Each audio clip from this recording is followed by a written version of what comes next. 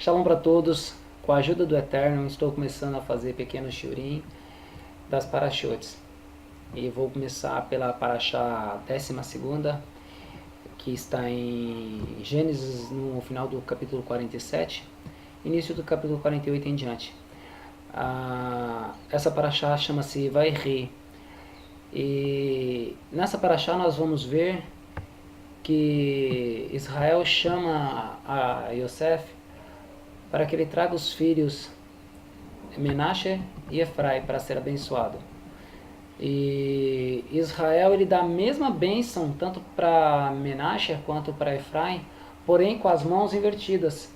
O Yosef ele se incomoda com a situação das mãos invertidas sobre a cabeça dos filhos e vai falar com o pai, com Israel. Israel pega e fala para Yosef o porquê das mãos invertidas. O filho mais novo ia crescer mais que o filho mais velho. Porém, a bênção é a mesma. Nós podemos ver que a bênção é a mesma. As duas mãos sobre a cabeça dos meninos, só que porém invertidas. E ele fala para Reuben que a bênção que ele deveria receber, ele não ia receber, porque ele perdeu, entre aspas, a posição de filho mais velho, porque ele se deitou na cama do pai, assim está escrito. E a Simão, porque Simão e Levi foram sanguinários, exterminaram com toda uma população das terras de Sihon, no episódio da Diná, a irmã de Levi e de Simão. Então nós vamos ver que muitas das nossas ações, elas interferem nas bênçãos que nós temos que receber do Eterno. Como o homem, Israel, fez com os filhos, adotou os filhos, entre aspas, do Egito, né? Os filhos de José. Assim também o Eterno, ele nos dá a nossa bênção de acordo às nossas ações. Então temos que ter cuidado com a nossa vida, com os nossos irmãos, o que vamos falar, o que vamos fazer, o que fazer para abençoar os nossos irmãos, em vez de colocar pedra no caminho dos nossos irmãos. Então não devemos julgar nem os povos e nem as nações. Não devemos achar que somos melhor do que ninguém. Assim Yosef foi humilde e também Israel foi humilde. Depois de ter passado por muitas situações, Yaakov aprendeu e Yaakov se tornou Israel, uma pessoa mudada. Que tomar cuidado, porque a bênção do Eterno ainda cai sobre o povo, ainda cai sobre nós. E nós vamos ver que Israel fala com Yosef mais na frente também, que Raquel tinha perecido no caminho em Betlehem, ou em Belém, né, de Efrata, e ali ela foi enterrada. E ela foi enterrada fora do túmulo de Macpela, o túmulo dos patriarcas. Muitas das vezes nós passamos a literatura tão rápida que nós nem vemos o que se passa, o que o Eterno está falando, o porquê que Raquel foi enterrada fora do túmulo dos patriarcas.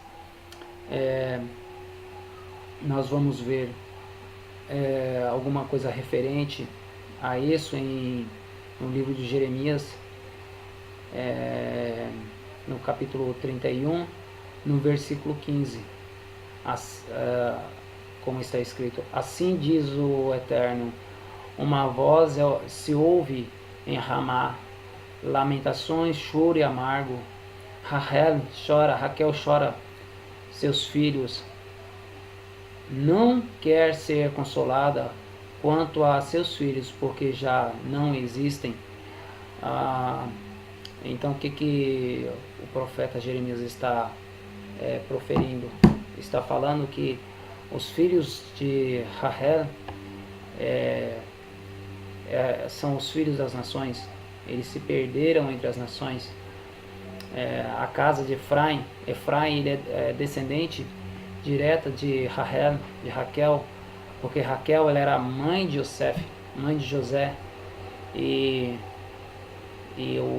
os filhos dela vêm a ser Benjamim, Menashe e Efraim. Então Rahel tem a porção maior de filhos nas terras estranhas, porque o Israel adotou Menashe e adotou Efraim como filhos dele e substituiu, entre aspas, a Shimon e a Ruben. Então Ruben, como filho primogênito, foi entre aspas trocado por Efraim, e Shimon, como segundo filho, foi trocado por Menashe. Então a porção de Raquel, a porção que era dos filhos de Raquel,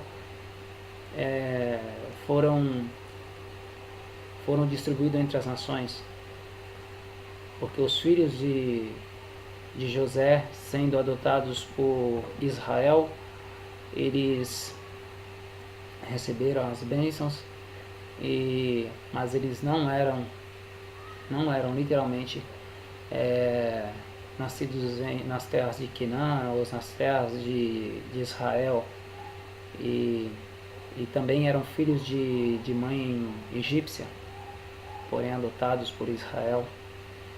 Então nós vamos ver que Rahel foi enterrado fora do túmulo dos patriarcas, representando mãe dos povos de Efraim e de Menashe, os povos espalhados entre as nações. E claro, tem a porção dela na terra também, que é os benjamitas. E então nós vamos ver também que Yosef logo mais na frente, ele vai enterrar o pai dele. Ele leva o pai dele até Macpela, o túmulo de acordo às tradições dos nossos patriarcas, de acordo com o nosso povo, o túmulo de Adão e Havá, Adão e Eva. Por isso aquele episódio que Abraão, o nosso patriarca, nosso pai, vem negociar um valor tão alto pelo túmulo de Macpela e para enterrar Sará, a tua esposa.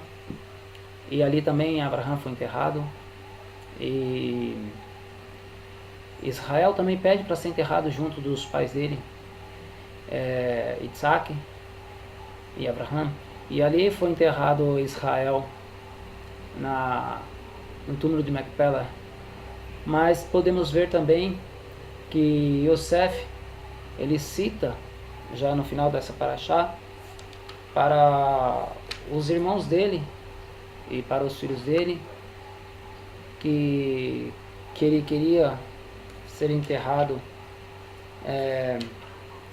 nas terras de Canaã. Porém, Yosef, ele não foi enterrado nas terras de Canaã. Nós podemos ver que ele não foi enterrado, ele foi enterrado, não sei se era na época as terras de Canaã, mas hoje não fica em Israel, e onde é o túmulo de Yosef. Então Yosef representa o pai das nações também, por ele ter sido enterrado fora do túmulo de Macpela. Ele não foi enterrado no túmulo de Macpela. Yosef, ele foi enterrado fora do túmulo de Macpela. Se você procurar, você vai ver que o túmulo de Yosef está ali atrás do Iraque, perto de Hebron, ali no meio do deserto ali, quase uma cidadezinha pequena que tem lá. e não me lembro o nome da cidade agora, mas ele não está no meio dos nossos patriarcas, enterrado junto aos nossos patriarcas. Então, representando que Rahel, então, é a mãe dos filhos de Israel que foram espalhados na terra, espalhados entre as nações, para ser bênção para as nações, assim como diz o eterno Abraão, que os filhos de Israel seriam bênção entre as nações, a porta dos seus inimigos, assim está escrito. E nós estamos espalhados então entre as nações pela benevolência do Eterno para com os povos das nações, para ver se nós conseguimos, como semente de Abraão, trazer a doutrina fundamental do monoteísmo judaico, a doutrina do Eterno Elohim, seu único e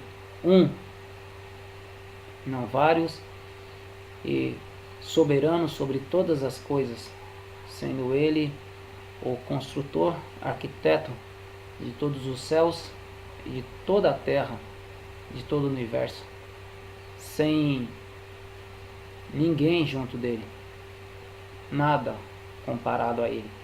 E é essa mensagem que nós temos a obrigação de trazer para as nações. O Eterno, ele não faz as coisas sem um propósito. Tudo tem um propósito na vida nossa, na vida do povo de Israel e na vida das nações. As nações não sabem disso, mas nós, como povo de Israel, nós sabemos isso. Que o Eterno nos abençoe nessa semana e nos dê Shalom. Eu agradeço ao Elohim, ao Eterno, dos exércitos de Israel, por essa oportunidade. Espero que tenha mais oportunidades de assim trazer novos shiurim. Que o Eterno abençoe a todos e um grande Shabbat Shalom para todos.